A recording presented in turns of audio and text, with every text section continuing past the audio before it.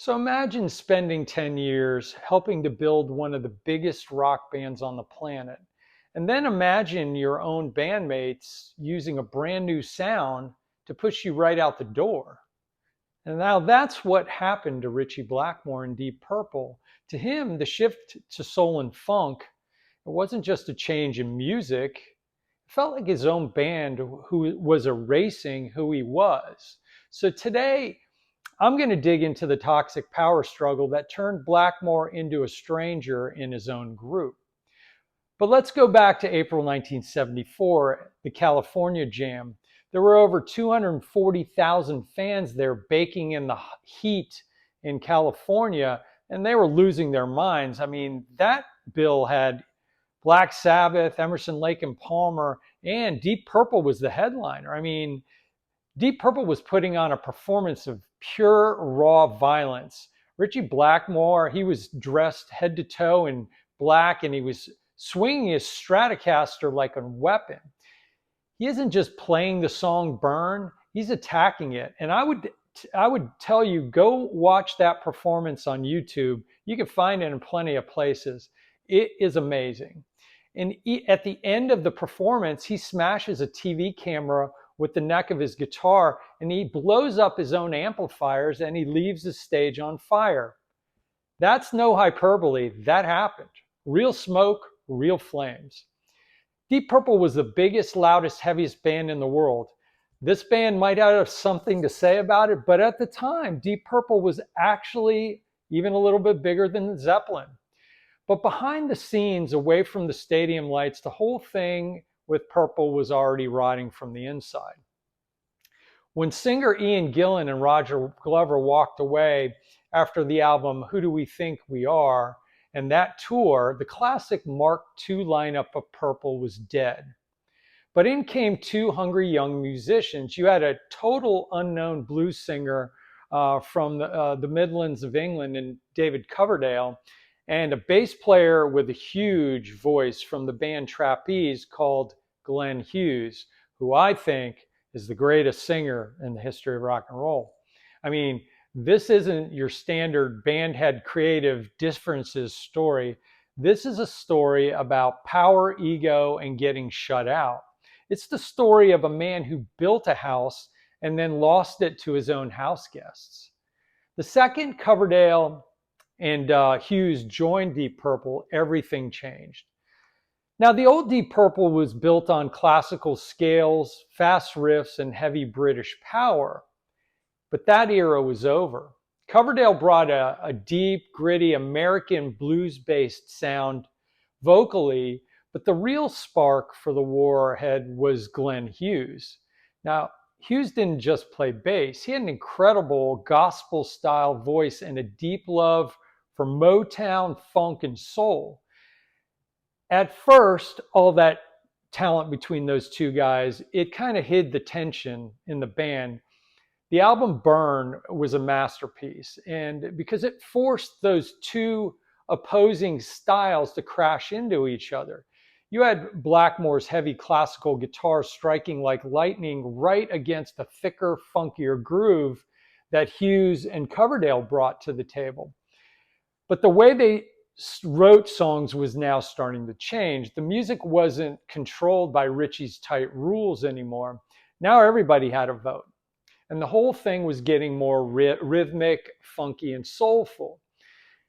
For Ritchie, this was a problem. I mean, he treated his Fender Stratocaster like a medieval sword. This new groove wasn't just a style that he didn't like, it was a direct threat to his control of the band. The breaking point actually came later that same year during the sessions for the album Stormbringer. If you put that record on right after listening to Deep Purple in Rock or Machine Head, the change hits you right in the face. The heavy, distorted grit is turned way down. In its place is a smoother, rhythmic groove. Ritchie was turning into an island behind his own band. Now, Coverdale and Hughes, they were building a powerful vocal partnership. They were trading lines, pushing everything into a more soulful territory. And here's the part that really stung Ritchie.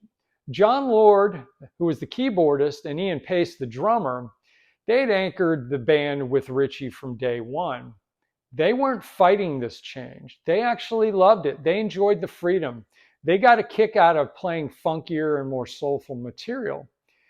But Ritchie, in his kind of curmudgeon-like personality, he was disgusted. He publicly called the new material shoe shine music, which is not a cool thing to call it. I mean, that's a harsh phrase, but it tells you how deep that split went. Blackmore, he lived for classical music, dark keys, and medieval themes. To him, rock and roll was supposed to be dramatic, dark, and heavy. Now, Hughes and his love of danceable bass lines felt, to Ritchie, that felt cheap and commercial to him. He thought his bandmates were trading dignity for a trendy American radio sound. And then came the real betrayal, at least in Ritchie's eyes. Because the album Burn sold huge, the business sided with the new direction. The record label wanted hits. The other guys wanted to see how far this fresh, profitable sound could take them. Now, the founder of the band, Ritchie, the man whose riffs built the whole legacy, he got outvoted. So Ritchie, in the most Blackmore way, he made a quiet and cold move. He checked out, mentally at least. If he couldn't steer that ship, he'd stop rowing. During writing sessions, he started holding material back. He stopped handing over his best riffs. Instead, he saved them for what would be his ultimate side project that he was quietly putting together in the background with a young singer named Ronnie James Dio, and that project would become Rainbow. By the time Purple toured in 1975, the toxic mood, it was impossible to hide. On stage, Blackmore stood off to the side. He was stone-faced, just kind of going through the motions. His body was there. He was collecting a paycheck, basically. His heart had already left. He was watching his own band turn into a funk rock group right in front of him. Now, the end came in Paris on April 7, 1975. It was the last show of the European tour. There was no big announcement at the time, no dramatic backstage blow-up like you would have thought there might have been, just a heavy silence. Ritchie packed up his black Stratocasters, he walked out of the building, and he left the band he built. But looking back, it raises a real question. Was Ritchie right? I mean, honestly, in my eyes, it was hard to say he was wrong. Deep Purple replaced him with an incredibly talented guitarist from America named Tommy Bolin.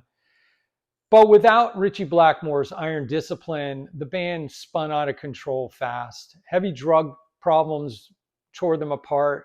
Tommy Bolin died tragically at age 27. And that was the end. The whole thing collapsed in 1976. And that refusal to bend is why Ritchie Blackmore stands out. He was an artist who put his identity and his musical honesty above everything else.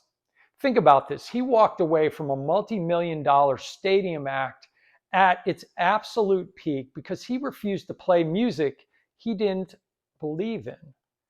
Mark III Deep Purple with Coverdale and Hughes gave us some real masterpieces like Burn and Mistreated, but the price of those songs was the soul of the man who started it all. So let me ask you this.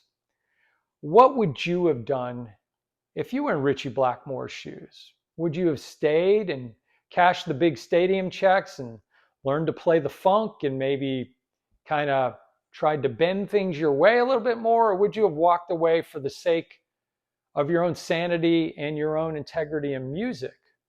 Let me know in the comments below. And if you enjoyed this video and aren't already a subscriber, please subscribe. Please hit that like button. And please share this video with someone that you think might enjoy it. Also, I have a book out now called Near Miss. It's available through Amazon. I've put a link in the description box below. So if you want to check it out, you can click the link and look at a sample of it. If it's something you think you might be into, you can purchase it that way. And until the next one,